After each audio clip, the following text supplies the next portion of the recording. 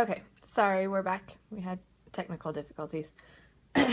Alright, so you're just going to continue this single crochet all the way down to the very end, and you're actually going to do this for the entire length of your shrug. So just one more time, you're just going to go into that back loop, you're going to yarn over, you're going to draw up a loop, you're going to yarn over, and you're going to go through 2 loops. So what this is doing is kind of hard to see because it's not a very big sample, so let me see if I can.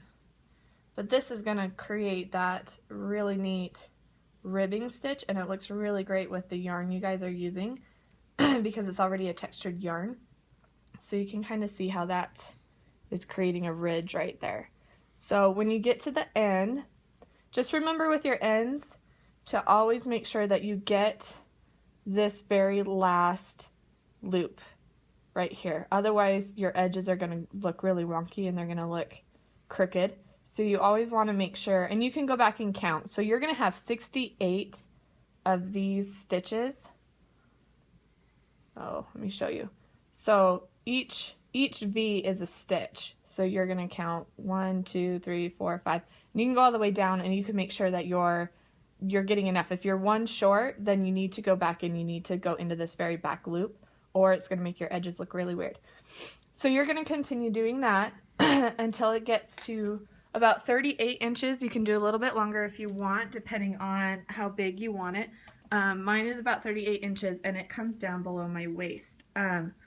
So what you're doing is you're basically just creating a giant rectangle. Let me fold this out here so you guys can kind of see. So this is just going to end up being a giant rectangle, and it's going to go lengthwise. So it's going to be bigger than this. It's going to be a lot longer. And then when you're done, you're just going to take it and fold it in half, kind of like a hot dog. And then you're going to take a measuring tape and you're going to come up on your edges here.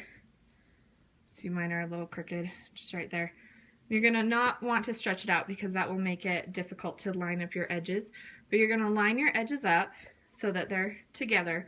And then you're going to measure about 7 inches. It's not quite half, it's a little over half of the length from top to bottom. So a little higher, about 7 inches, or wherever you want it really. And then you're going to place a pin, or like a safety pin, or just a different color piece of yarn, something right there that is going to keep, so you know how far up to sew.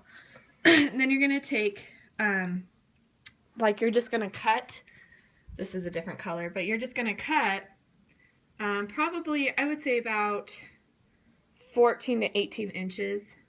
Always err on the side of longer than shorter. But you're just going to cut a piece.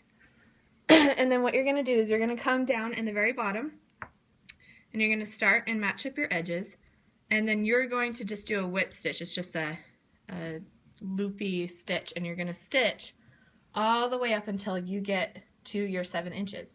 And you're going to do that on both sides, and what that's going to do is that's going to create your sleeves. So there is the opening for your arms to go. And then when it's all done, it'll look like a giant rectangle. And then to wear it, you just pull up the center, and that is going to be the neck, and you can turn it out like that to give it a bit of a collar, just like that. And then your arms are just going to go through those holes, and it's really pretty, it's really drapey. It comes down to your elbows or a little bit more into your forearm. And you can make it however big you want. 38 inches seems to be, I'm pretty short, and that goes past my waist. So if you want a little bit longer, you can.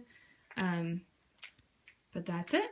It's pretty simple. It's really easy to make. You can make them in any size. I've made them for my daughter who's 4. I've made them for my mother-in-law. Made one that was a little bit longer because she's really tall.